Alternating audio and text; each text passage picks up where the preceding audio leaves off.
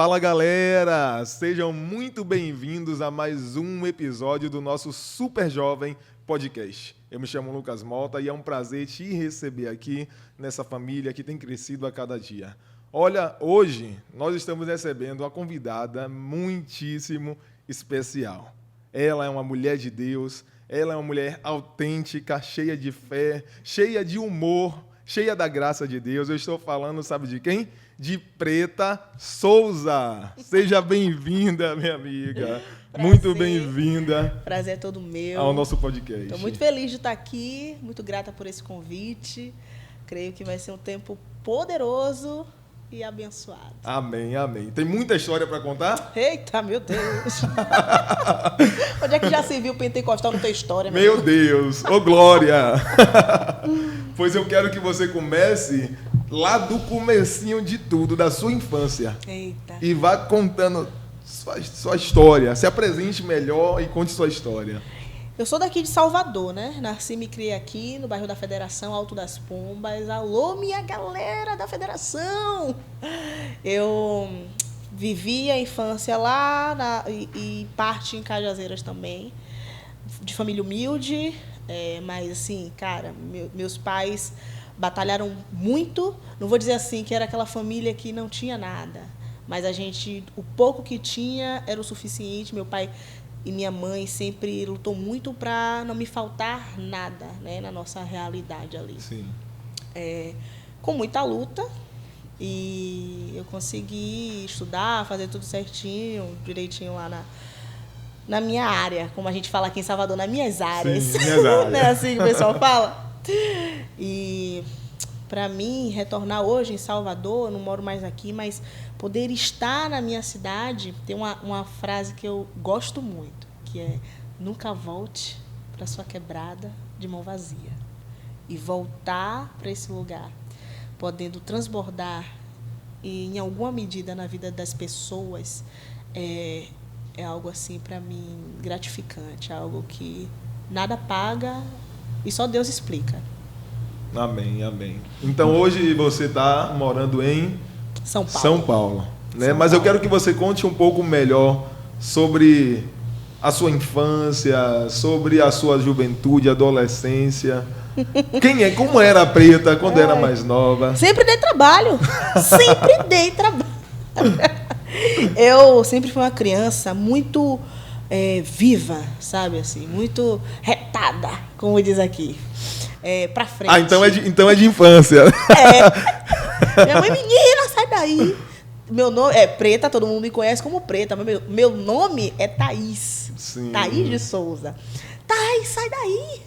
Era uma curiosidade que eu tinha mesmo. E eu, não, mãe, eu dou Thaís. conta, eu vou fazer desde criança, assim, né? Minha mãe, nossa, Thaís, como você dava trabalho. Eu peguei uma carta dela uma vez, né? Que ela escreveu para mim, no encontro com Jesus que eu fui, e ela sempre dizia: você é muito retada, mas eu tenho muito orgulho de você, porque você, desse jeito assim, retada, consegue fazer tudo, fazer suas coisas, e mesmo quando a gente acha que você não ia dar conta, assim, sempre estava na frente, sempre andei com as crianças mais velhas. Eu com 8 anos de idade, minhas amigas tinham 13, 14, fica isso, gente. E você, na certa, ainda era a líder do bonde. Com certeza! A líder da quadrilha! Grupo de dança, Preta Souza na frente. Grupo de gincana de escola, tava eu lá na frente, a primeira da fila, querendo acabar com tudo. E isso é muito louco, porque hoje eu faço o que eu faço, né, para honra e glória de Deus, e consigo me comunicar com tantas pessoas, falar com tanta gente, né? Deus me deu voz, de fato, e tudo que eu sinto e eu vejo que tudo que eu passei da infância até aqui, né, dos altos e baixos, de aprender a dançar, de aprender a cantar, de aprender a atuar, de aprender a falar em público, de estar à frente dessas coisas, que a gente olha e fala: não, isso não é nada, mas isso, na verdade, foi um treinamento para hoje eu poder pregar para muitas pessoas. Sim. E conseguir essa desenvoltura, assim, que... É uma linguagem que consegue se comunicar com todo tipo de público. Ah, né? menino!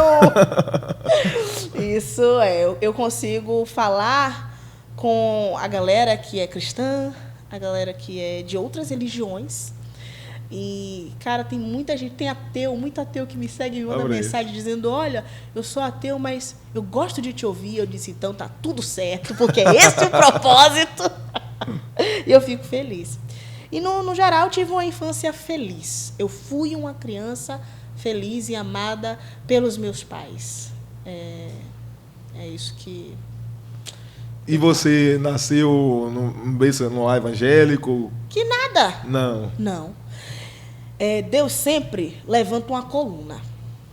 E eu tive uma coluna na minha casa, que foi uma prima minha, que é uma prima minha, que eu tenho muito amor por ela, é a Rosângela. E ela, do nada, todo mundo fala do nada, né? A gente sabe que não é do nada, mas assim, de modo geral, a grosso modo falando, eu vou falar do nada. Uhum. Essa menina inventou de ser crente. A única em casa, ninguém entendeu nada. E aí ela veio com o papo de me levar para a igreja. Só que dentro de mim, era como se eu já conhecesse a verdade. Então eu não relutei quando ela me levou. Ela, vou te levar lá para você conhecer a igreja bem tradicional. Você não relutou? Não relutei. Não relutou. Eu disse: eu vou conhecer. Não quero ser crente igual a você, não. Você é muito conservadora. Você tinha que idade nessa época? Quando Rosângela me levou, eu tinha 9 anos. 9 nova. anos. 9 anos. Só que ela me levou e eu lembro disso nitidamente. Pode falar o nome da igreja aqui? Não sei. Sim. Assembleia de Deus. Ela me levou para a Assembleia de Deus, era mais tradicional. E eu lembro que eu via o pastor pregando e era como se eu soubesse que tudo que ele estava falando era verdade. Ele falava e eu já sei isso daí. Como? Não me pergunte. Mas eu dizia: é verdade. Claro que eu sei isso daí. Isso não tem como ser mentira. Eu com 9 anos. Gaiata toda. E aí, ali, eu fui conhecendo os mistérios de Deus, né? E que bom que ela me levou, porque a semente foi plantada. Eu não sou evangélica, sou cristã, como queiram chamar, de lá para cá, fielmente posicionada. Mas ali uma semente foi plantada. De lá para cá, muita coisa aconteceu na minha vida, muitos altos e baixos, muitas coisas que eu me orgulho e coisas que eu não me orgulho, mas a semente foi plantada e na hora certa ela floresceu. Amém, amém. Eu queria que você então falasse um pouco sobre essa trajetória, em detalhes mesmo, né? A partir daí, então, com 9 anos, esse fato te marcou. Então, né? Você lembra a idade, você lembra como foi, como aconteceu. E é como você disse, verdadeiramente é uma semente que foi plantada. E ainda que o tempo passou e passou várias situações, um dia ela veio frutificar. Mas até chegar o tempo de frutificar, como foi a sua vida? Como foi a sua juventude? A gente está falando com muitos jovens aqui. Uhum. E eu queria muito enfatizar nessa fase da sua vida, da juventude, da adolescência. Na juventude, eu tive uma juventude boa, contudo, uma fase que eu acho que todo jovem passa, sobretudo os jovens que não estão na presença de Deus propriamente dita, né? Então, eu tive uma juventude, parte dela rebelde, dessa parte de questionar, de passar por separação de pais. Então, foi algo que, na minha cabeça, na época, não tinha mexido muito comigo, mas eu vim ver depois, né, com a maturidade, com a idade, de que isso me afetou sim, né? Porque muda toda a estrutura de casa, a qualidade de vida, mexeu muito comigo, mexeu com meu irmão. Mas, no geral, eu tive essa adolescência boa, uma adolescência que eu pude brincar, que eu pude conhecer muita coisa e muita coisa boa. E também pude conhecer algumas coisas que eu não... que Deus, eu digo assim, Deus me livrou. Eu Sim. lembro nítido assim, de livramentos que Deus me deu, que hoje eu sei que foram livramentos assim, que o Senhor me deu. Você pode falar de alguns? Posso. Deixa eu ver um aqui. Cara, eu estava num lugar que eu sabia que não era para eu estar. Eu estava com um amigo próximo, estava com um amigo, meu melhor amigo. E a gente sabia que não era para a gente sair. A gente saiu, a gente curtiu, a gente fez tudo o que era para fazer. E eu com aquela amargura no coração. Fiz, pô, mas tô de boa. O que é que eu tô sentindo? Aí acabou a farra, acabou a festa, cada um foi para sua casa. Eu entrei num táxi. A corrida era 5 minutos. Era da Federação ao Canela. Quem mora em Salvador sabe que você não demora 5 minutos no carro. Foram os piores 5 minutos da minha vida. Eu não tive nem coragem de contar isso aos meus pais. Agora eles vão estar assistindo, vão estar vendo. Mas eu entrei no carro. Um policial, que ele estava cheirado, encostou no nosso carro, sacou um revólver e disse para o meu motorista, por que você me fechou? O motorista não tinha feito nada. E ali começou uma fuga. Aquela corrida que eram 5 minutos, durou, não sei, 20. O motorista começou a correr e a polícia... Eu entrei numa crise de pânico, né? Tentei tirar o cinto para me jogar. Era o que eu pensava, porque ele não estava do lado do motorista, ele estava do meu lado. Ele sacou e eu disse, meu Deus, esse cara vai atirar. O problema era com o motorista, mas ele estava do seu lado. Eu respeito e admiro o trabalho da polícia, quero deixar isso claro aqui. Mas a gente sabe, né, que há pessoas e pessoas. Infelizmente, nesse episódio, era um policial que tinha problemas, né, com drogas. Sim. Então, eu fiquei sabendo disso porque a gente conseguiu fugir. O motorista foi muito assim, cara, Deus usou ali, sabe, ele para saber conduzir, porque ele estava nervoso, mas ele disse, a gente vai conseguir. Porque o policial estava de moto. Não tinha como, a gente estava de carro. A gente não tinha chance nenhuma contra a moto. Mas a gente conseguiu passar ele e a gente conseguiu parar no módulo policial. Nesse módulo policial foi que eu descobri que ele era policial. Ele não estava fardado, ele não estava de serviço. Aí tinha, do lado do módulo policial, perto do Calabar, a gente conseguiu parar no módulo, foi a primeira coisa que a gente viu, o módulo. Tinha a igreja e o módulo policial. A lógica de todo mundo era entrar na polícia. O cara me pegou, o motorista me pegou e vamos entrar aqui nesse módulo. Eu me solta, entrei na igreja. Eu lembro que ou eu falei ou eu pensei, aqui eu me sinto segura. E, cara, não, faz tempo que eu não revisito essa lembrança, assim. E lembrar disso agora mexeu comigo, porque tem coisa que a gente vive que a gente esquece, né? E foi assim. E aí eu só consegui parar de ter a crise de ansiedade. Eu lembro que eu respirava descompassadamente quando eu passei por lá. E eu vi o livramento de Deus, porque aquilo ali foi um dos episódios. Então, assim, o que eu posso dizer para os jovens hoje? Escutem pai e mãe. Escutem pai e mãe.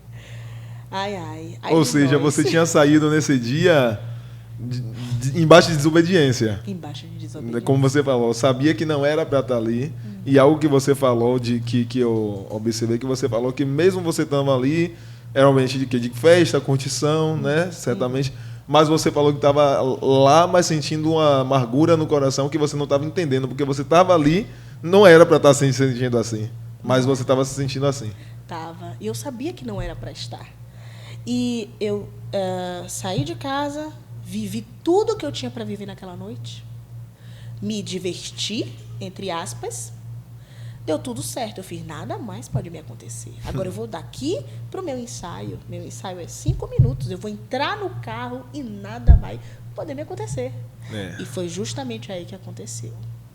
Agora você veja, né? Aí de nós, se Deus não fosse misericordioso, porque isso foi um milagre. Verdade. Né? A Bíblia fala que tem caminhos para o homem que parecem ser bons, né? Mas no seu fim, eles são caminhos de morte. É verdade. E você passou por isso, né? Você foi para algo achando, não, vai ser bom, vou curtir, vou fazer, vou aproveitar. Você estava segura.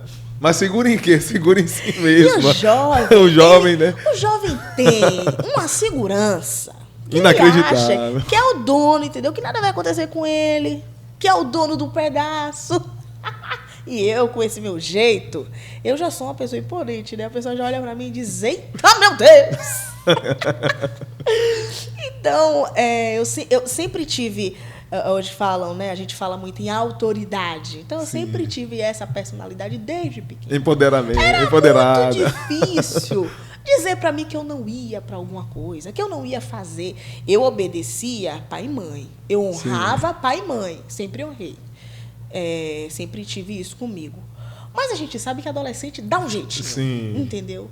Não vou desobedecer meu pai e minha mãe, não. O que é que eu vou fazer? Vou escondido. Não vai nem saber. Não vai nem saber, não vai dar em nada. E minha mãe em casa orando.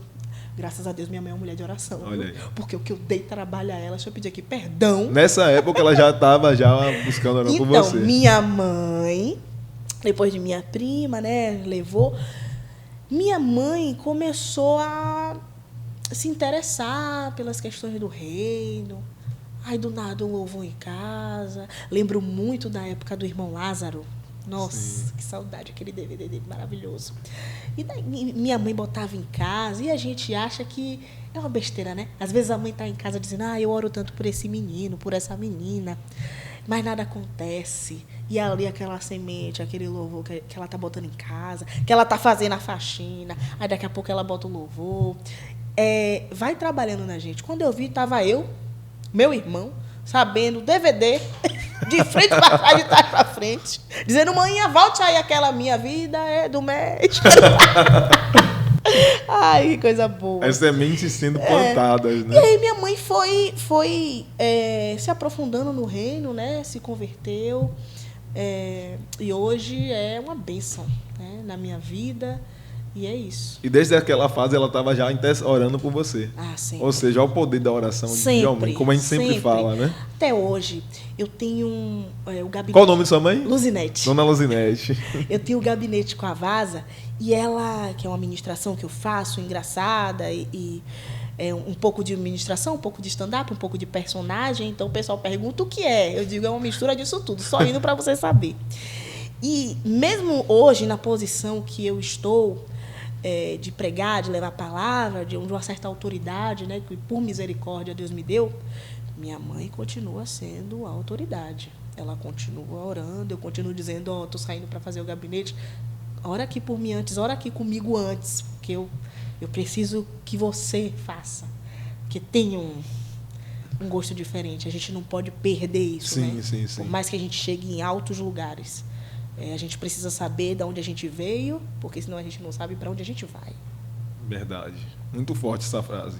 E se todo filho soubesse, né, dessa importância disso, e se toda mãe também soubesse da importância que tem, como você falou, às vezes tem mães que, talvez tenha alguma mãe aqui acompanhando esse podcast, que às vezes está assim, tem um filho que tem orado, tem pedido a Deus, e às vezes parece que nada, como foi uma fase com você, né? Sua mãe orando e você lá. Correndo, fugindo da polícia, que você não tinha feito nada. Meu Deus do céu. Que situação. Que situação. O jovem, ele é assim, né? Inconsequente. Ele vai naquela situação sem imaginar as consequências das escolhas que pode ter da escolha que ele está fazendo. Agora, você repare, no meio disso, dessa adolescência, né? Quase ali a fase adulta, que eu falo... 15, aí vai até 21, 22 anos. Que para mim, 21, 22, para mim ainda é adolescente. É adulto, mas eu sei a mente que eu tinha com 21. Uhum. Uma colega minha dizia, Preta, dos seus 21 até os 27, você vai ver quanto você vai mudar. E é verdade. Não, interessante que você faz 18, 20, você se acha maduro. Você se acha maduro. Aí quando você realmente vai merecendo um pouco mais, você fala, meu Deus. Não tem nada na cabeça. E quando a gente é adolescente, aí dos meus 15 até 24 anos, que para mim 24 anos é adolescente, que não tem nada na cabeça ainda, eu voltei a congregar. E aí eu passei por algumas igrejas. E aí foi nessa fase que eu conheci os mistérios de Deus, né? Fui me aprofundando em questão a dons espirituais, o que era cada coisa. Quando você fala, voltei a congregar, você... fala daquela fase dos 9 anos ou você já teve mais algum período também que você... Da fase dos 9. Dos 9. Eu fiquei dos 9 indo pra igreja com minha prima até uns 13. Ah, sim. Mas Entendi. ia, mas não entendia muito. Só gostava de ir, queria muito fazer parte das coisas da igreja. Mas tinha, né, essa questão mesmo da doutrina. Naquela época também a questão da religiosidade também muito forte. E eu não me via assim encaixada em seguir aquilo, né? Porque tinha muito o pode, o não pode, né? Sim, Hoje, sim. graças a Deus, a gente vai amadurecendo e tem acesso ao estudo, né? Sim. Pra gente não colocar, de repente, Deus em uma caixa de certo e errado, só pode ou não pode, é pecado ou não é. E aí a gente, às vezes, fica preocupado muito com isso e esquece do lado de descansar, orar e ouvir o Espírito Santo. Então, é isso. E aí, nessa fase, aí eu me afastei, novinha ainda me afastei, ia eventualmente na igreja, porque eu sempre gostei, só que eu achava que não vou conseguir seguir tudo o que eles estão dizendo para seguir, então eu não vou congregar, não vou me envolver. Mas Era dessa forma que você enxergava, então. Mas sempre gostei muito. Sempre tinha um temor ali no coração e um desejo. E quando me perguntavam, Preta, o que você ia dizer? Eu sou crente. Toda errada. Toda errada. E eu ficava chateada quando dizia, mas Preta, você não é crente, não. Eu dizia, eu sou crente sim. Ousada demais. Sou crente sim, não brinque comigo não, viu? Ele não me conhece. Eu não ando só. E nessa fase que você passou, no mundo que a gente fala, né, no fundo, no mundo, qual foi pra você assim um momento? Você contou um testemunho, né, que foi esse, mas teve algum outro momento assim que te marcou muito? Quando você ainda não tinha voltado, né, para Cristo? Teve alguma coisa que aconteceu com você no mundo assim? Vamos testemunhar, vamos falar de testemunho. Eu vou te falar de um que foi próximo a eu me posicionar. Porque você ser cristão é uma coisa, você ser posicionado é outra. Quando eu voltei a me posicionar, esse processo durou de 2018, quando eu voltei a me posicionar, até 2023, 2022. E aí, crente, cristã, crente banco, né? A gente tá ali naquela peleja. E aí, eu tava em casa, em Cajazeiras, na casa de minha mãe, sentindo no coração, cara, eu preciso ir na igreja ver o pessoal, porque eu venho em Salvador e eu passo pelas igrejas que eu tenho uma amizade, que eu gosto, porque eu amo igreja. Hoje eu congrego numa igreja muito grande, mas eu amo essas igrejas de bairro, essas igrejas menores, que eu conheço com todo mundo, e que a gente tem a irmã do coque. Sim. Amo. E nesse dia específico, eu preciso ir na igreja. Eu preciso ir na igreja. Era um dia diferente, assim, do não só querer ver o pessoal, mas eu preciso ir lá. Deus vai falar comigo lá, eu tenho certeza. E eu já estava cristã. Quando eu cheguei no culto, eu sentei na frente e a palavra foi sobre posicionamento e intimidade. E tinha chegado o tempo que o Senhor queria que eu me posicionasse, que eu aceitasse o que Ele tinha para mim. E aquela palavra entrou no meu coração como uma espada penetrante. Foi sinistro esse dia do culto. De lá para cá, eu voltei sabendo o que eu faria. Eu disse, vou voltar para São Paulo e vou fazer isso, isso e isso. E aí, eu cheguei em São Paulo, demorou uns dias... Isso você já morava em São Paulo, isso foi em uma vinda aqui em Salvador? Em uma vinda em Salvador, já era atriz, já fazia trabalho. Ano passado estava no ar, né, na campanha aí no Santander e tal, na Globo. E aí, eu disse, não, vou fazer isso e isso, porque Deus quer um pouco mais. E agora eu sinto que é hora, o Espírito Santo falou comigo que é hora de me posicionar. E eu sempre ouvi desde criança, é missionária. E eu não sou, não. Que nada a ver. E a véia tá, ó. Eu falava assim, ousada. Não tem nada a ver. Cheguei em São Paulo, conversei com uma amiga minha, estou sentindo no coração de fazer um vídeo dessa forma. Aí ela, tá esperando o que para fazer? E a coragem? Que eu não tinha. Eu não estou com coragem de fazer esse vídeo, porque esse vídeo vai talvez escandalize, talvez não me entendam, vão me julgar, ninguém vai entender nada. Não por receio de gravar, porque isso ia ser estranho. Mas pelo tema do vídeo. Pelo tema do vídeo. Entendi. E aí eu fui para casa e aí eu falei, olha, Senhor, eu vou fazer, mas eu vou fazer do meu jeito. O Senhor sabe como eu sou. E o Senhor sabe que se tem uma coisa que eu me proponho a fazer, é um evangelho de verdade. Eu não vou mascarar nada.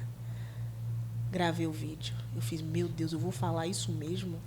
Gravei, postei, dormi, acordei. Soltou a bomba. Buf! Aquele... Dormi, acordei. Buf! Tinha estourado o vídeo. E você lembra qual foi o tema desse vídeo? Eu lembro o início. O início ele fala assim, meu Deus, que vergonha. É o da dadeira. É o que estourou. Você não quer casar. Você, menina jovem que tem pressa de casar, eu falava assim, você não quer casar. Você quer dar? Eu vi esse vídeo e eu ri muito. Eu falei, Zé, para com isso. Que coisa! E aí, pessoal, esse vídeo, eu disse assim, Senhor, eu ainda, né, caminhando, fiz, como seria eu pregando? Tem uma mensagem da parte de Deus para você. Liguei no banheiro. A tela do celular ainda estava... Para você ver, eu disse assim, eu fiz o vídeo por obediência. Fiz, tudo bem, vou fazer.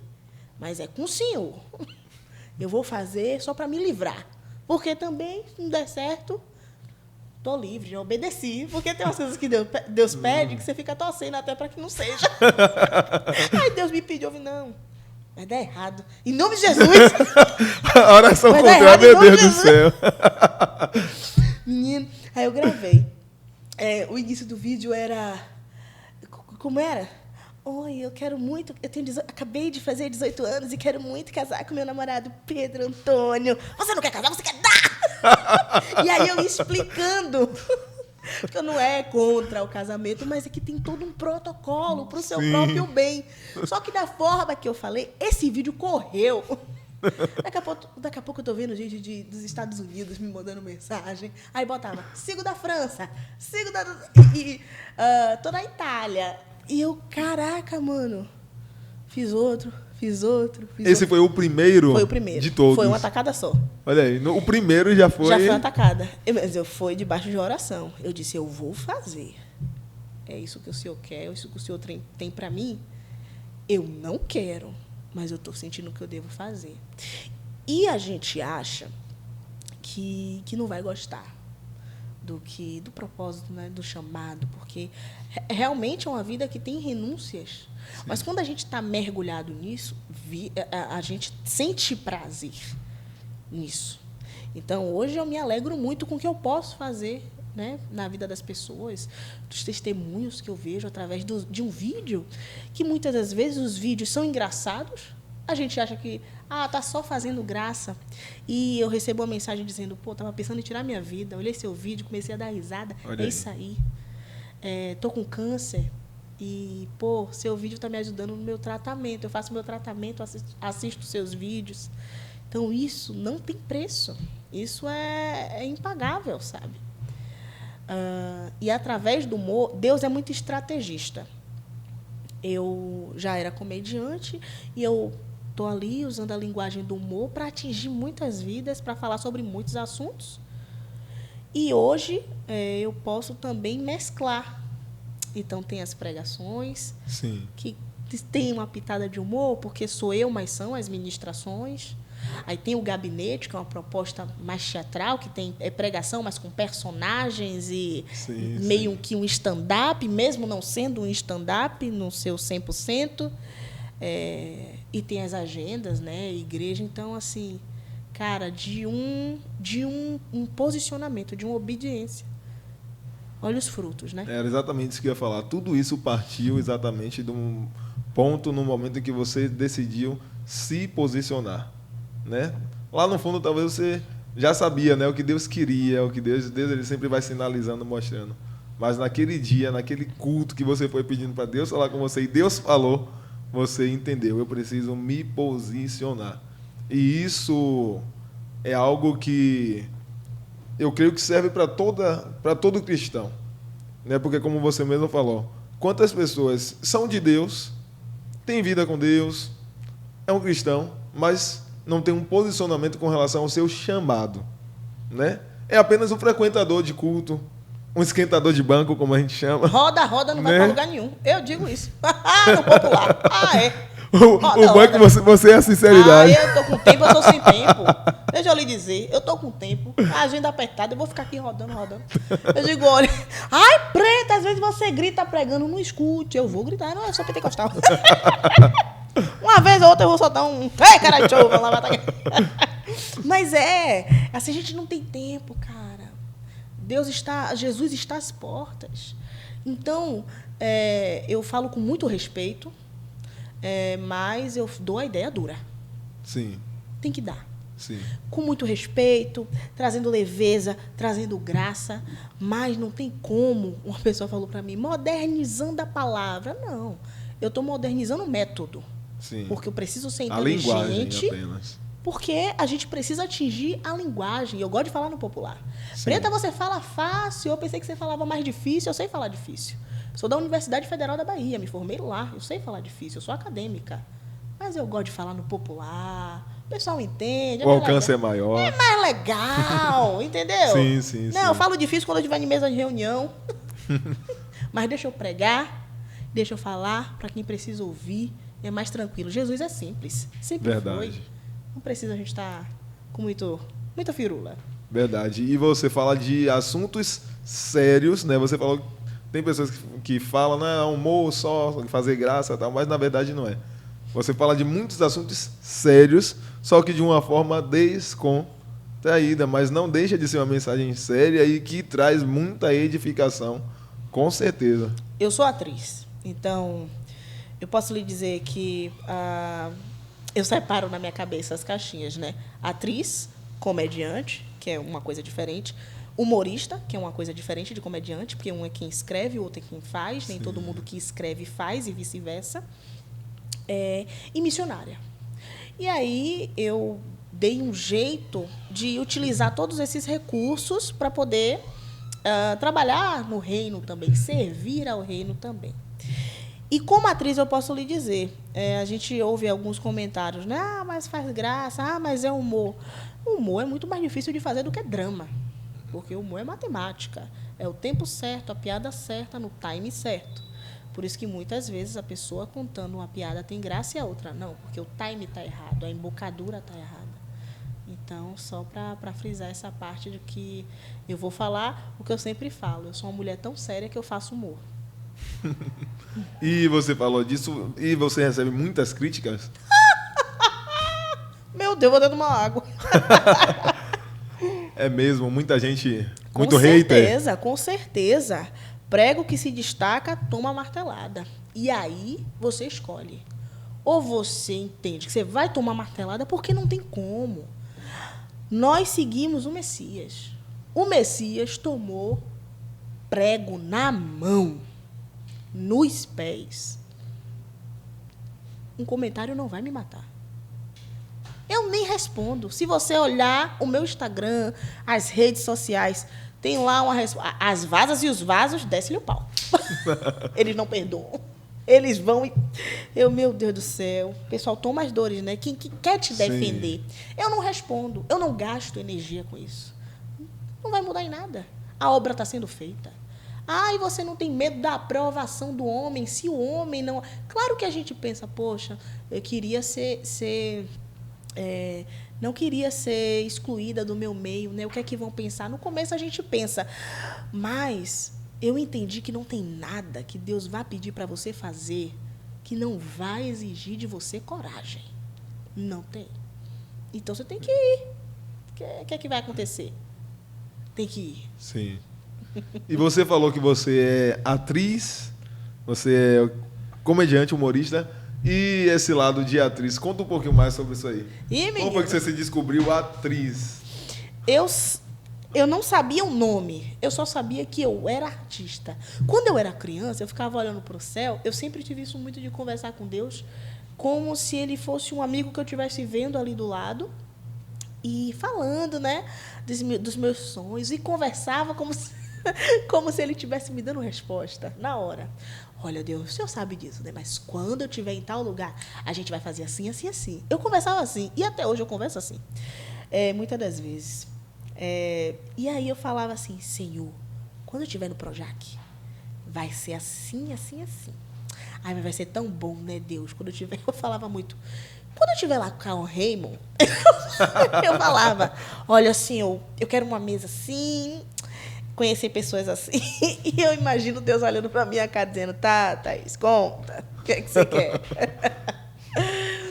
E aí eu sempre tive esse lado da atuação muito aflorado, da comédia muito aflorado também, das coisas que eu consegui escrever. Nossa, eu consegui escrever piada. Porque piada é dificílimo de escrever. E eu, como é que eu consigo? Como é que isso, nem eu sei às vezes, como é que isso sai da minha cabeça? E aí apareceu uma seleção para um curso de teatro aqui em Salvador. Eu não tinha condições de pagar o curso de teatro na época, porque era caro. Eu não estava nem na faculdade ainda e meus pais não iam arcar com essa despesa. E só que eu fiz a seleção. Tinha vaga para 20 bolsistas. Eu fiz a seleção, o curso Citorne de teatro. O nome do curso era Citorne, não tem mais em Salvador. E esse curso, ele possibilitou jovens, adolescentes de baixa renda a conseguirem uma bolsa para viver esse sonho do teatro.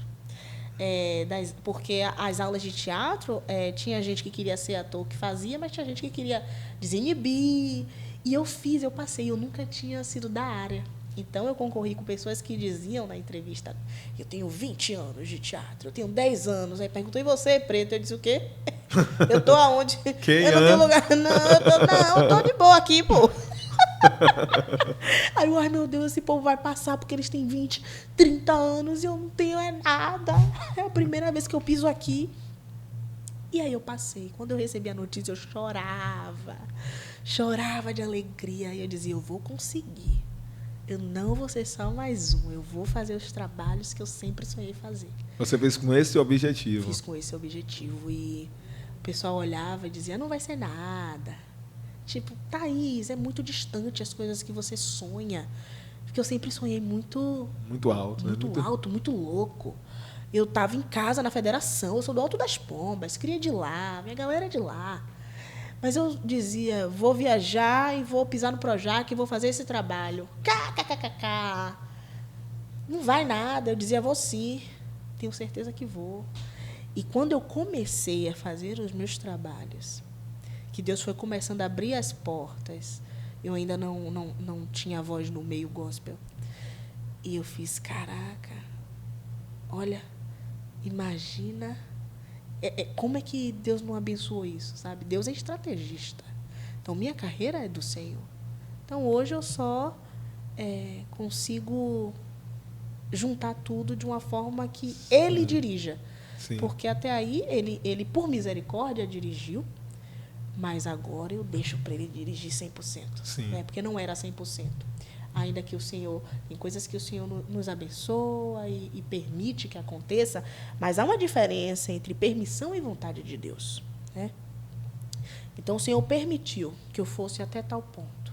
Mas eu prestava atenção que eu nunca rompia. Por mais trabalho que eu fizesse, eu nunca rompia e nunca chegava no nível que eu queria chegar, de reconhecimento como atriz. Sim. E o Senhor tem alguma coisa estranha aí, porque não tem como. O Senhor não está deixando por algum motivo. E depois eu soube o motivo, né, que é o que eu vivo hoje. Sim. E eu louvo a Deus, porque às vezes a gente quer chegar em um lugar, e a gente quer chegar tanto em um lugar, mas não é o tempo. Se eu entrasse no lugar e tivesse os mesmos acessos que hoje eu tenho, há 5, vou botar pouco tempo atrás, 2, 3 anos atrás, eu não teria maturidade, eu poderia perder. Sabe? Verdade. E não assim só isso fica para a vida. Sim. Por isso que muitas vezes a gente pede um relacionamento, meu Deus, me dá um relacionamento, a gente não está preparado para receber e a gente perde. Aquele emprego que a gente quer naquele cargo e a gente não está pronto, não tem a maturidade. Então, glória a Deus, que eu estou vivendo hoje, na minha fase dos meus 30 anos, o que eu sempre sonhei viver, tanto profissionalmente quanto no ministério. Essa coisa que você fala de saber o tempo certo é algo, né, muito interessante, porque como você disse, às vezes a pessoa ela quer tanto algo que ela vai tentar... Deus abre portas. Mas quando a pessoa ela quer tanto algo, é como se ela praticamente estivesse tentando arrombar a porta, né? Tentando arrombar a porta.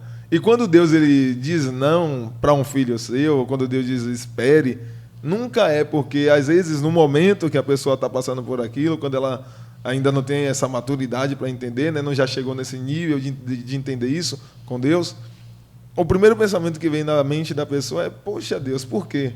Até achar que Deus está sendo mal, algo do tipo. Mas, na verdade, Deus ele é tão bom que, na verdade, quando ele não entrega algo, ele não dá algo para alguém, porque não é o tempo, é porque Deus sabe que se ele der... É como, por exemplo, um exemplo que a gente sempre fala, um pai chegar para um filho, uma criança, menor de idade, sem uma carteira de habilitação, sem uma experiência com um carro, no trânsito, pegar uma chave de um carro, dar na mão da criança e falar, pode ir, pode sair, pode dirigir. Ele vai estar colocando aquela criança em risco, a própria vida daquela criança que vai estar em risco. Então é exatamente assim que Deus ele faz, né? Por cuidado, um pai jamais faria isso com um filho, não é verdade? É verdade. E é exatamente assim que Deus ele faz conosco. Às vezes a gente quer, a gente só está enxergando ali a porta, Deus está enxergando atrás da porta. Sabe uma coisa que eu parei? Antes eu ficava me questionando muito. É do ser humano, questionar, perguntar o porquê disso, o porquê daquilo. Sim, até quando eu estava me dando bem, prosperando em alguma coisa, e eu dizia, poxa, Senhor, por que comigo deu certo e com ela ali não está dando certo? A gente tem quase a mesma idade, a gente está fazendo a mesma coisa, ou vice-versa, né? E eu ficava questionando o porquê Deus trabalhava de uma forma. Eu, acabei de viver, precisei desse milagre financeiro, o Senhor fez esse milagre. Não tinha porta, o Senhor abriu uma janela e resolveu. Por que fulano e ciclano se reclama tanto e não acontece nada? E aí eu parei de questionar essas coisas, porque a gente sabe da nossa vida, né? Do nosso travesseiro com Deus, não da vida do outro. Porque senão a gente fica querendo sempre questionar Deus e perguntar o porquê de cada coisa. Mas não tem como. Se a gente for parar para questionar Deus, para procurar saber de tudo, a gente vai enlouquecer. Não tem como. Verdade. Não tem como. É quase como se a gente dissesse assim, não estou achando o Senhor tão justo. Em outras palavras. Olha, se eu fosse o Senhor, eu faria desse jeito. A gente é muito paia. Às vezes não usamos essas palavras, mas nossa atitude é exatamente isso aí mesmo. Pô, faz aqui, é só você abrir aqui, ó. Tá na cara do gol. Que loucura, né? Mas quando a gente vai caminhando com Deus, a gente vai adquirindo essa maturidade, amadurecendo, né? E entendendo, vai parando de... confiando, aprendendo cada vez mais a confiar em Deus. Chega um tempo que a gente fala assim, tá passando até por coisa até pior do que antes. Ai, um problemão para resolver, uma situação, o dobro do que tem para pagar, enfim, a gente tá bom. Já aprendeu a descansar. Não, vai dar tudo certo. Não tem o que fazer. Agora, Preta, eu vou fazer a pergunta que todo mundo que está assistindo quer fazer. Dum. Você já faz ideia. A pergunta que todos os seus seguidores faz. E o varão? Eita, meu Deus! Olha, ele está sendo lapidado. Não tem ninguém que tenha uma costela perdida que não vá ser achada.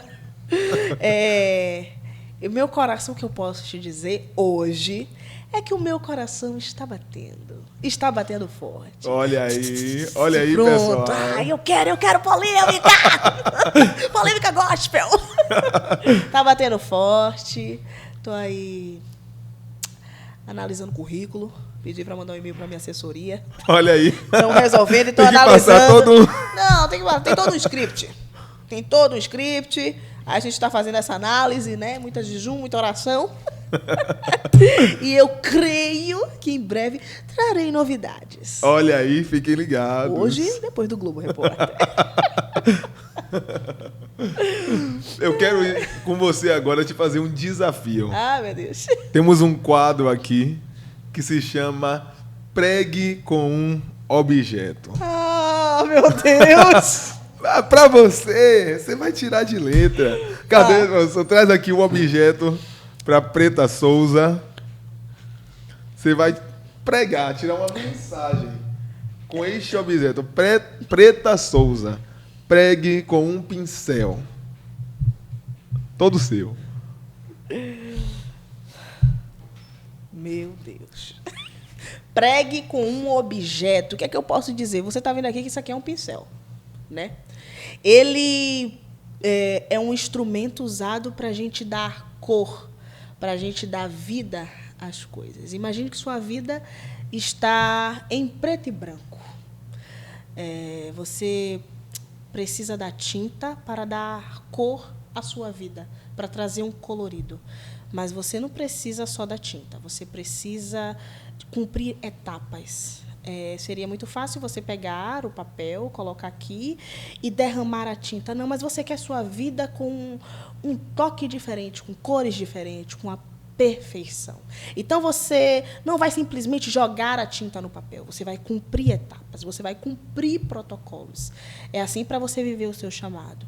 Então, você pega o papel, que é a sua vida, a representação da sua vida. E antes de você jogar a tinta, você vai na loja, você escolhe o pincel que melhor se adequa naquele momento, naquela fase que você está vivendo. Você compra o pincel, você leva o pincel para casa. Depois que você está em casa, você escolhe a tinta e você usa o pincel para dar cor na sua vida. Então, não pule processos. Eita glória! É forte, Brasil! Eu acho que eu consegui. Meu Deus! Conseguiu demais, foi muito bem. Que loucura esse quadro! Pregue com um objeto. Pregue com objeto, sabia que você ia tirar de letra. Uhum. E você tocou em um assunto que eu acho que a gente pode falar um pouco sobre processos. Uhum. Processos. Os processos de Deus, normalmente, ou melhor dizendo, eu creio que sempre, para nós, são dolorosos. Né? Porque os processos de Deus é justamente para nos levar a um lugar onde Deus quer que nós vamos chegar. Porém, muitas vezes, Deus nos encontra indo, às vezes, né? Principalmente lá atrás, em uma fase que a gente ainda não era tão maduro, indo em uma outra direção. Né? Indo em uma outra direção, só que Deus quer nos levar para uma direção. E para Deus, às vezes, nos colocar nesse rumo, Ele precisa nos levar a processo. O nome já diz, tratamento. Né? Na vida real aqui, que a gente vive, você consegue associar tratamento, a palavra tratamento, no seu sentido literal, com algo tranquilo? Tratamento de qualquer coisa. Tratamento de uma doença, a palavra já diz, é tratamento. É processo. Então, vai doer. Em alguns momentos menos, mas às vezes você vai estar mais forte perante aquela situação por causa das pancadas da vida que a gente leva. Mas, de qualquer forma, em maior ou menor grau, vai doer de certa forma, né? Ou do físico, ou do emocional, enfim. E a gente precisa passar por isso, né? Para a gente alcançar o alvo que a gente quer. Se você, como é que falam? Se não só suporta o... Só alcança a promessa quem suporta o processo. Pronto, é uma frase coach, mas eu gosto. Faz sentido, faz todo sentido. Uma frase, mas eu gosto. Né? Como é, menino?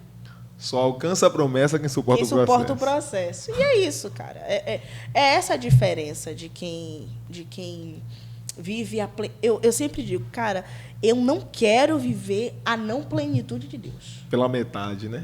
Não. Eu já vi o que Deus pode fazer. Eu já vi o que Deus está fazendo. Então, se eu mergulhar em profunda obediência, é claro que eu não sou perfeita, longe de mim, nunca serei, mas no que eu me proponho a fazer, eu faço de verdade. Então, cara, se posicionar é a melhor coisa que a gente tem a fazer. Ainda que doa, ainda que se posicionar é a melhor escolha. Se a gente ficar batendo testa, quanto mais tempo a gente perde batendo testa, ou questionando, ou não se posicionando. Sabe, crente que está na igreja, sabe o que tem que fazer, mas fica dando jeitinho para tudo, não faz os 20%, não faz. E aí é perda de tempo. Eu digo, é burrice. Me pergunta, você acha o quê, Preto? É burrice. Eu digo, é burrice. Preto, você fala assim, eu fiz a inteligência? Porque, não tem outro nome para dar, pai. É burrice. Eu não sou burra, não. Você é doido. Fiz UF, velho. Você é a prova de que quando alguém decide se posicionar em Deus, né, Deus ele corresponde, né? Deus tem pessoas às vezes que tem coisas tão grandes de Deus para viver. Tem pessoas às vezes que têm chamado de Deus tão grande. Tem muita gente que vive, sabe, só no que, Preto? No potencial. Né, que você contou que você sempre ouvia ali, ó, missionária, missionária, missionária. Deus usava pessoas, né, em profecia para falar para você. E quantas pessoas às vezes se tornam colecionadores de profecias? Várias profecias, ou seja, um potencial, mas o que falta muitas vezes não é Deus fazer algo, mas é justamente a pessoa se posicionar. E se acomoda. Recebeu uma palavra, não foi de Deus, vai se cumprir, porque Deus não mente, não é homem para que minta, não é filho do homem para que se arrependa, então vai se cumprir, independente de como eu esteja. Pode dormir tranquilo. Quando acordar vai ter surpresa. Vai ter surpresa. Ou seja, é necessário o nosso... Eu creio que a palavra de hoje desse podcast aqui é posicionamento. Posicionamento. Para poder dormir tranquilo mesmo. É a palavra que eu saio hoje dessa gravação, hoje para mim, que eu levo. É posicionamento. Né? É algo que eu também sempre carrego muito comigo. Né? Eu trabalho com jovens, sou líder dos jovens, e é algo que eu bato muito nessa tecla. Eu falo, não seja apenas... Não adianta você estar na igreja, você usar uma farda, você dizer eu sou do grupo e tal, mas você precisa ir além. Você precisa ir mais fundo. Você precisa... Da exatamente. Escola. Seu destaque da escola. Uma palavra que eu carrego comigo é Isaías 60. Deus fala assim, levanta-te e resplandece. Ou seja, brilha. Deus te chamou para brilhar. É verdade. Deus te criou para brilhar a glória dele nessa terra. O mundo está em trevas, mas sobre você vai brilhando a glória do Senhor. E você é um testemunho vivo disso. Que coisa boa. Eu estou muito feliz de estar aqui, de estar podendo conversar um pouco, né, para o pessoal que está em casa, com você. É uma honra estar aqui, é sempre uma honra poder falar do Senhor, mediante a tantas agendas, a tantas demandas. É escolha. A vida é feita de escolhas. Então, o que eu deixo também para o pessoal que está em casa é: a vida é feita de escolhas, então escolha onde você vai gastar a sua energia, onde você vai depositar o seu tempo, que é o seu bem mais precioso. Sabe? E é isso. Vamos embora saquear o inferno. Amém, amém. E vale a pena, como vale a pena, né, gastar a nossa vida pelo reino, gastar a nossa vida por amor a Jesus.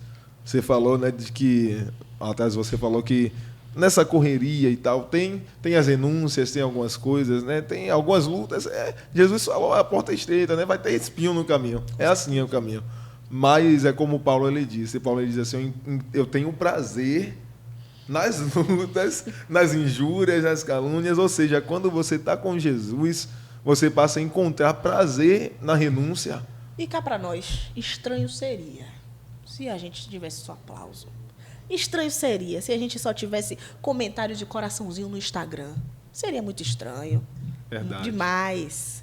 Verdade. Alguma coisa estaria errado, né? Porque Jesus mesmo disse que iríamos passar por isso. Pois é. Estou incomodando. Então, estou certo. Estou no caminho certo. A maior evidência do seu chamado me lembrou essa frase. Eu falei um pouco disso nas minhas redes sociais, que eu fugia muito do meu chamado, né? E a maior evidência do seu chamado é você fugir dele. Porque a gente geralmente foge, né? A gente não quer e é isso. A maior evidência do seu chamado é fugir dele. Uma das evidências que você está no caminho certo é também pelas críticas que você recebe.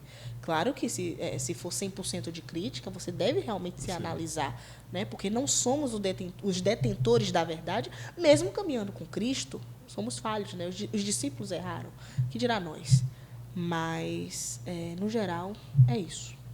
Amém, amém. Eu queria falar sobre você também falou, quando você falou posicionamento, você falou outra palavra junto que também, para mim, faz muito sentido, que é sobre intimidade. Eita. Intimidade com Deus, né? Você fala, né, que você desde sempre tem o costume de conversar com Deus como... O povo orando. Eu vi até um vídeo desse, eu disse, olha, eu acho que eu vou fazer, porque eu não faço... viral, eu não faço esses vídeos, trend. Sim, o que está em alta. Não, eu gosto de construir as coisas. Você faz a alta. Eita, que agora eu me achei. Cadê a humildade? Eu não faço, né? E aí eu vi um vídeo desse, o pessoal... Eu orando, o pessoal orando, aí todo mundo se prepara, aquela coisa, orando. Eu orando, Senhor, varre no chão. Você não sabe como é que tá aqui. E vou, eu sou assim durante o dia. Eu oro também, eu me preparo e tal, até porque eu ministro, né? Então é importante você ter essa é até um sinal de reverência, sabe? Sim. De majestade, de elevar mesmo, de dar honra, de dar glória, é um sinal de Mas de não é prostrar. 24 horas Não, assim. não sou. Nem consigo, sim. Deus sabe. Eu disse, olha, eu não consigo ser assim, não. Eu gosto de orar assim ao Senhor. Eu vou orar. E Deus me escuta. Menina, eu disse, olha, quer ver uma coisa certinha que dá? Quando eu perco alguma coisa em casa. Que eu preciso muito. Algo que eu perca, que eu preciso muito. Perdi aquilo ali. Eu falo, Jesus, onde é que tá? Eu não acho. Eu, toda vez, às vezes eu procuro, não acho. Quando eu peço, Espírito Santo me mostra. Eu tô precisando muito disso. Eu acho. Aí minha mãe chegou em casa. Tá, e você já reparou que quando a gente perde uma coisa, eita, minha mãe! Minha mãe trazendo o que eu estava pensando mais cedo. E é verdade, parece uma besteira, mas é relação, intimidade, é dia a dia. É verdade. Então, a gente às vezes complica demais a presença de Jesus em casa, complica demais a presença do Espírito Santo em casa. É uma coisa mais simples do que a gente complica. Sim. Então, eu busco sempre ter essa intimidade. Intimidade não é sinônimo de falta de respeito. Eu tenho respeito, tenho reverência, sei que Ele é soberano na minha vida e que eu devo me curvar. É um outro rolê. Porque, às vezes, a forma como eu falo, a linguagem que eu trago, abre margem. A pessoa acha que pode achar que isso talvez seja uma falta de respeito, e não é. Só é falta de respeito para quem não sabe fazer análise textual. Entendo. Eita, que é o E, acima de tudo, Deus ele conhece o nosso coração, né? Deus ele conhece o nosso coração, ele conhece o nosso proceder. E esse negócio de ver Deus nos detalhes é algo interessante, né? Eu gosto demais dessa simplicidade de Jesus. Deus é muito simples. De, às vezes, você precisar estar em um lugar, em um horário, e parecer que você não vai conseguir, você falar, Deus, Senhor, por favor, meu Deus. Meu Deus, quanto eu já deixei de perder porque eu pedi a Deus misericórdia. De eu falar, Senhor, o Senhor sabe que não foi irresponsabilidade, Pai. Segura, meu Deus. Quando a gente entende, quando nós somos ruiós, filhos maduros em Deus, a gente entende que a intimidade, que a gente pode orar para tudo. Sim. Para tudo. Claro que a gente não vai ficar orando para tudo é uma coisa. Orando por qualquer coisa coisa supérflua. É diferente. Exatamente. Eu oro para tudo, mas eu não oro para qualquer coisa. E aí é que a maturidade entra. Meu Deus, que eu tô com uma dor de cabeça, faz passar, vai tomar um remédio. Não dou flex. Agora, se você tem uma dor de cabeça crônica, que é um problema sério, Senhor, tem misericórdia de mim. Agora, o negócio que você pode tomar um remédio, sai minha frente. Não aguento, não tenho paciência. Verdade, eu lembro que a propósito, eu tinha uma sinusite que era terrível. Terrível. Eu fiz, mas não já estava nada. Eu peguei. E eu falei, não, peraí. A gente ora tanto pelos outros. Ora pelas pessoas e tal. E as pessoas, Deus faz e tal. Eu falei, não, peraí. Senhor. E aí eu orei. E pensa em algo que sumiu, desapareceu. Eu tive uma experiência. Quando eu comecei, eu tinha o quê? 17, 18 anos. Que eu comecei eu fui batizada com o Espírito Santo, comecei a ter essas experiências dos mistérios de Deus, né? E aí, emocionada, irmão. A gente, quando é batizado com o Espírito Santo, aqui, ó. Fica grandão a gente aqui. E aí, mexe comigo não, hein? Que eu já solto aqui uma rajada. Tava em casa morrendo de cólica. Era pra eu Deus sabe do meu coração. Aquilo ali foi uma experiência, assim, para eu ter com Deus. Porque eu não oraria no meu normal por isso. Estou com cólica, tomo um remédio e fechou lá. Eu estava com cólica em casa e eu estava assim. Eu tinha acabado de ser batizada com o Espírito Santo. Aí eu estava em casa será? Vamos testar. Que se eu colocar a mão, meu Deus, será? Eu lembro que eu criei tanto que a cólica ia sair. Eu botei a mão no lugar e repreendi aquela dor e tirei. Quando eu tirei a mão, a cólica tinha sumido. No outro dia... Sai da frente. Nem fala comigo na rua. Você sabe quem eu sou? Tá com cólica, vem pra cá. Deixa eu botar a mão. Não deu certo no outro dia. Mas foi ótimo. Essa experiência foi maravilhosa. Eu fiz, nossa, Deus está aqui mesmo, né? Ai, novo convertido é muito legal, né? E às vezes Deus ele corresponde a algumas orações dessa, mesmo não sendo coisa, justamente por um amor, para mostrar, né, ali pra gente. Experiência. E cada vez mais que você vai tendo, cada vez mais que você vai tendo experiência com Deus, você quer mais. Você não pode se acomodar. Verdade. Chegou no nível, pô, cara, vamos pro próximo. O que é que Deus tem para mim? Verdade. Eu quero saber o que Deus tem para mim. Agora você falou algo muito interessante, né? Isso me lembra, só trouxe ao meu coração uma palavra, né, que Jesus falou para a igreja de Éfeso sobre aquela famosa palavra do primeiro amor, né? Porque é o que acontece muitas vezes, e se não vigiarmos, até nós podemos ir nisso aí, né? De o tempo passar na caminhada com Deus e a pessoa ir entrando em um relaxamento espiritual. É verdade. E Jesus ele falou, né? No final dos tempos, o amor de quase todos se esfriará. Né? E é algo terrível, é uma palavra que a gente precisa sempre trazer à memória para não permitir se tornar um desses quase todos. É algo que eu me perguntava muito antes de estar pregando. Eu ficava olhando os meus pastores que eu amo. Um beijo aqui para o Vitão e para a Lindsay.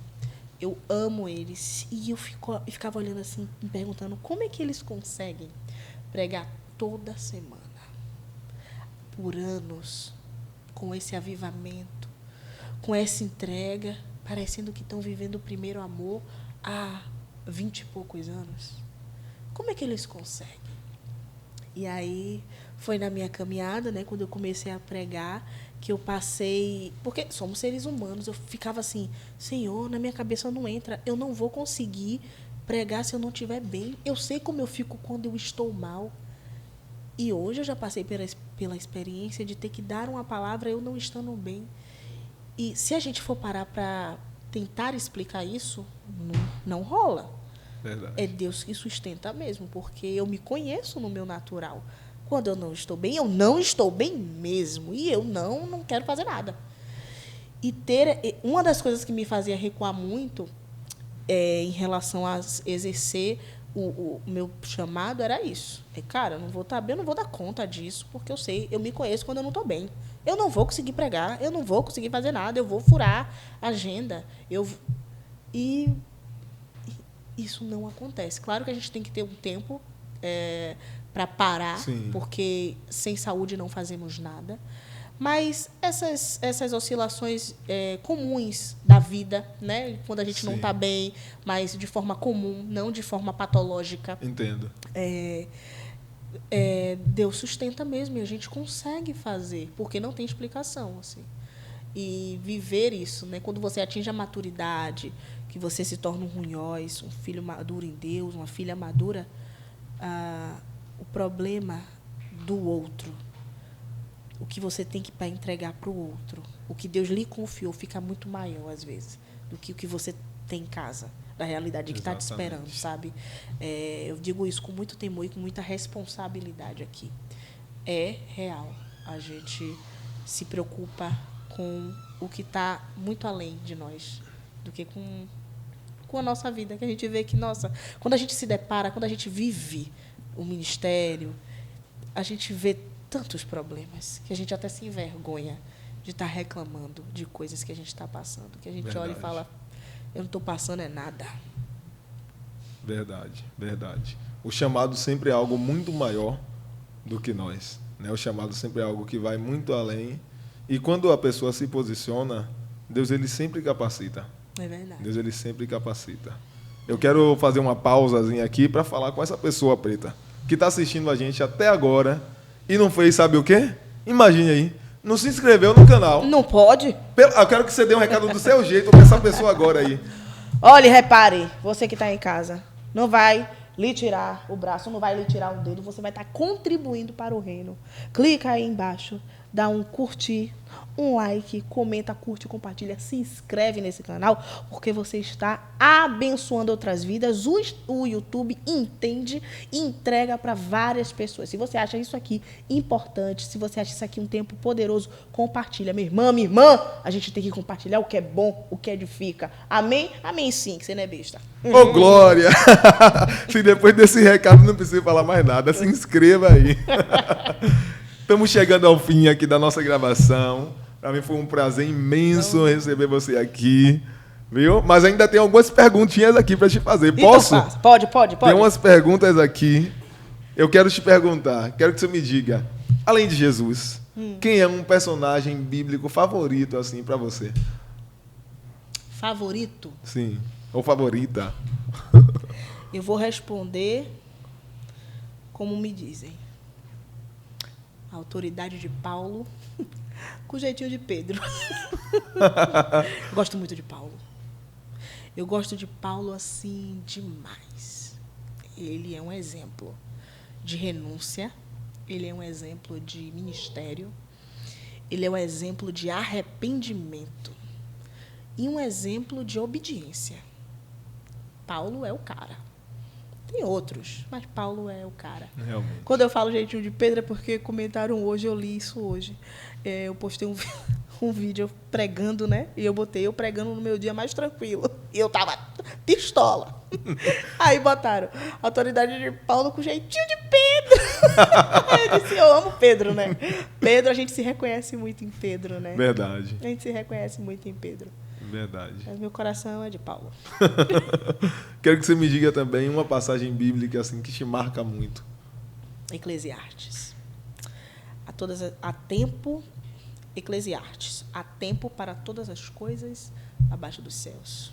Amém. Salmo 121 também. Elevo meus olhos para os montes. De onde me virá o socorro? Meu socorro vem do Senhor. Eu repeti isso para mim várias vezes, durante vários dias, no pior momento da minha vida. Elevo meus olhos para os montes, de onde me virá o socorro. O meu socorro vem do Senhor. Enquanto eu falo, eu vou exercitando a memória. Então eu falava para eu lembrar que o meu socorro vinha do Senhor. Qual foi esse momento que você fala? Eu passei por um momento em 2017, final de 2017, eu era noiva. E eu tive que desfazer o noivado, eu tive que sair do meu emprego e eu perdi minha avó. Isso tudo em um ciclo de 1 ano. Foi baque atrás de baque. Então, depois disso, eu disse... Eu estou te contando aqui superficialmente. Depois disso, o pessoal pergunta, como é que você entende tanto de relacionamento? Você fala tanto de relacionamento, mesmo você não sendo casada? A gente tem uma história, né? Como é que você fala para mães não sendo mãe? Aí eu uso a personagem Precelli, que eu faço com Alda May, dos Desocupados, é um grande amigo meu. Um beijo, Alda, amo sua vida. E é isso, assim, sabe, cara? Deus me usa para falar de coisas através da minha experiência. E eu louvo a Deus, porque assim, se você me perguntasse se você queria ter passado por isso, eu não queria. Sou hipócrita, não sou hipócrita. Não queria, doeu muito. Perder minha avó no mesmo ano, tive que sair do emprego e desfiz meu noivado. Eu estava na cara do gol, eu ia casar, e, sabe? Então, quando a gente fala assim, desfazer um noivado, a gente não está falando só de desfazer um noivado, a gente está falando de desfazer uma família. Então, para mim, é muito além. E passar por esse processo de me perdoar, por ter permitido chegar a tal ponto que chegou e ter que desfazer, sabe?